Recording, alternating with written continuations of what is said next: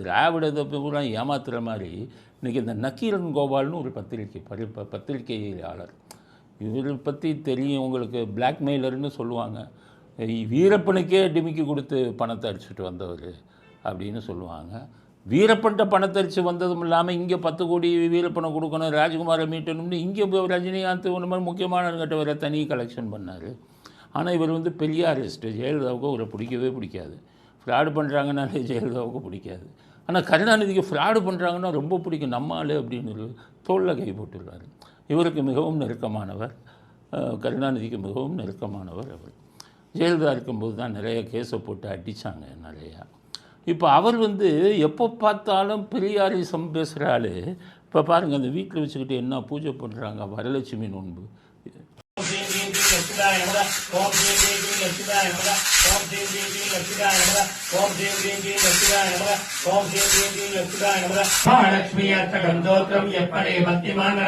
सर्वसिद्धिमवाप्नोति राज्यं प्राप्नोति सर्वदा राजाधिराजाय प्रत्यक्षदायिने नमो वयं वै श्रवणाय गुरुमहे समेधामाङ्क தரிசனம் செய்திருக்கும் உங்களுடைய அனைவர் இல்லங்களிலும் லட்சுமி பேர சம்பத்து கொட்டட்டும் கொட்டட்டும், அரைக்காசம் மணினருள் என்றட்டும் கிட்டட்டும் கிட்டட்டும்.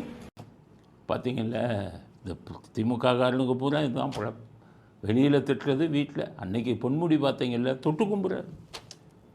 சைவத்தையும் வைணவத்தையும் இதாக பேசினார். அவங்க மனைவி என்ன சொன்னாங்களாம், யோ சாமியை திட்டாதன்னு எவ்வளவோ சொன்னேன், நீ சுப்ரீம் கோர்ட்டில் போய் அத்தனை கோடி செலவு பண்ணி மந்திரி பதவியை வாங்கிட்டு வந்தேன், சைவத்தையும் வைஷ்ணவத்தையும் கொச்சப்படுத்தி பேசணுன்னே சாமி உனக்கு தண்டனை கொடுத்து உன் மந்திரி பதவியை போச்சுன்னொன்னே அப்படியே நாஸ்திகர் மாஸ்திகத்துக்கு மாறிட்டாராம்.